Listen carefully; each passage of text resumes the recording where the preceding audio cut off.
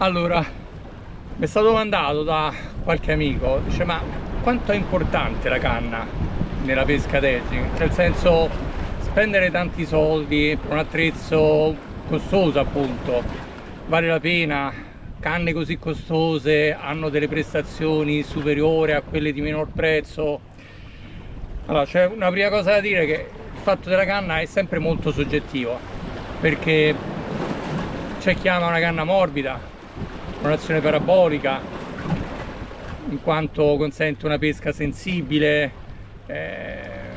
soprattutto nella fase di recupero, si avvertono molto bene le abboccate. E poi c'è chi invece preferisce una canna più scattante perché facilita il lancio. Una canna più rigida ovviamente permette la distanza. Va anche detto che le canne da edging spesso sono tarate per esche di diverso peso. Ci sono quelle che arrivano a lanciare fino al 3,5, quelle che vanno oltre il 4, e anche questo influisce, nel senso che una canna morbida, ovviamente se la utilizziamo con una dotanara, per dire, del 3,5, una canna magari che è per il 3,5, quando lanceremo sentiremo un po' che si imbarca, non permetterà, diciamo, una lunga distanza, mentre una canna più rigida e adatta a esche più pesanti ci permetterà un lancio, diciamo, sicuramente più distante.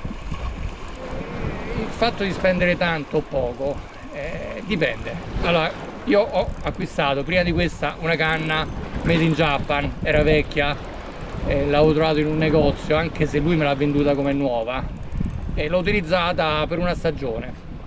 Poi alla seconda stagione sono andato a pescare su una spiaggia, faccio un paio di lanci, boom, la canna si spezza. Io non so perché si è spezzata.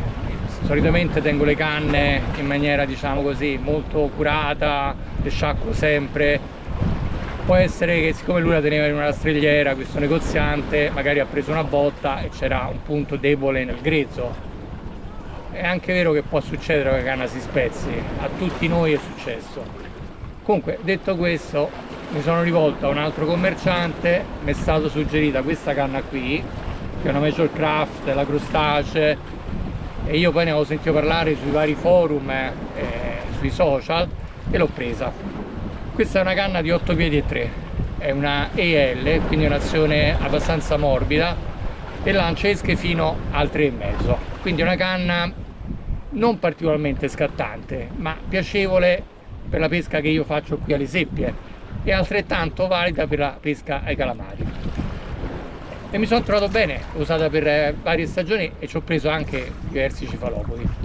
Però mi rendevo conto che quando andavo a pesca in condizioni un po' particolari, magari di vento contrario, mare un po' mosso, e avevo necessità di innescare una dotanara un pochino più grande, appunto un 3,5, avevo difficoltà. La canna si fletteva durante il lancio troppo, non mi permetteva di caricarla in maniera corretta e avevo difficoltà. Quindi, appassionandomi sempre più alla pesca edging, ho detto vabbè, adesso faccio un altro tipo di acquisto, prendo una canna un pochino più rigida, adatta a esche più pesanti, ma soprattutto voglio regalarmi una canna che è ritenuta, diciamo, superiore come qualità, sia per il prezzo ma anche per quello che avevo letto nei social. E mi sono regalato la Calamaretti. Il modello è il 2020, è un 8 piedi e mezzo, lancia esche fino al 4. E devo dire che è stato un ottimo acquisto. Un ottimo acquisto perché la prima cosa è che la canna ha un'azione di punta, è estremamente sensibile nonostante la sua rigidità, e permette la distanza. Quindi la mia pesca è migliorata, nel senso che riuscivo a guadagnare metri nel lancio, avvertivo qualunque tocco sulla lenza, può essere un pesciolino che urtava il filo, ma lo stesso calamaro, che a volte vanno là e danno con il maccherone uno schiaffetto alla dotanara quando non sono particolarmente, diciamo così, convinti, e mi sono trovato bene. Ora, suggerire a un novizio: compra subito una canna di fascia alta come prezzo, particolarmente performante, ma io dico secondo me prima valuta se ti piace questo tipo di pesca, e poi se ti appassioni magari decidi per un acquisto di un attrezzo superiore. C'è anche da dire, e questo secondo me è fondamentale, che non è che la canna lancia, siamo noi a lanciare.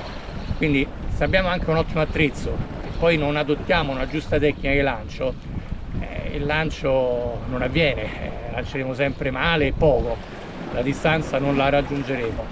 Quindi al di là dell'acquisto poi uno deve migliorare, magari vedendo dei tutorial, avvalendosi di qualche esperto, di qualche amico esperto che ci dà qualche consiglio, come impugnare la canna, dove imprimere i momenti spinta, quando rilasciare la lenza, come rilanciare la lenza, se controvento lasciarla più tardi, magari invece a favore di vento lasciarla verso l'alto, cioè piccoli trucchi che amplificano la nostra gittata e ovviamente aumentano le chance di prendere qualche cefaloto.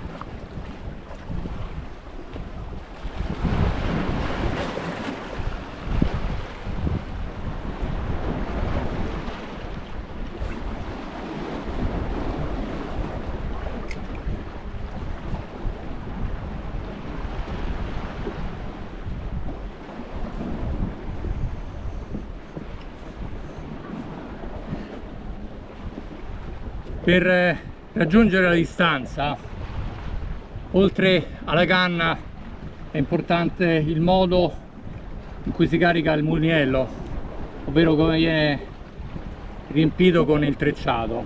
Ho visto persone che a volte hanno metà bobina piena e metà vuota, e questo fa sì che il mulinello durante la fase di lancio non partecipi proprio al lancio stesso, vale a dire che il trecciato uscendo va a sfregare contro il margine superiore della bobina e questo attrito ovviamente rallenta un po' l'uscita, la fuoriuscita del trecciato. Quindi è sempre bene riempirlo in maniera adeguata, quasi a filo della parte inclinata che sta sul bordo superiore della bobina. L'altra cosa, io pesco con un piede 1, che equivale a uno 0,16,5, però alcuni pescatori pescano con lo 0,8 o con lo 0,6 addirittura, proprio per guadagnare metri nella fase di lancio. C'è un piccolo problema, che pescando qui sulla sabbia, scogli ce ne sono pochissimi, distanti, è difficile che aggancia una pietra, mentre se andiamo a calamari, che spesso si trovano in zone dove abbondano le rocce, se agganciamo una pietra, e questo succede spesso, soprattutto quando facciamo scendere sul fondale la totanara, poi per liberarla sono problemi perché non possiamo applicare troppo forza. A volte può essere un piccolo dente di roccia che con un pochino di pressione si stacca e ci permette di riguadagnare la totanara, oppure un ciuffo particolarmente vistoso di alghe. Con lo 0,6 la pressione che possiamo applicare è bassa, mentre con un piede 1 che ha un carico di rottura superiore possiamo un po' usare, magari spostandoci da una parte all'altra, e alla fine riuscire talvolta a districare la nostra totanara e a recuperarla. Questa totanara è un modello economico e io lo adopero spesso perché è efficace, i colori sono particolarmente attrattivi nei confronti delle seppie e faccio diverse catture.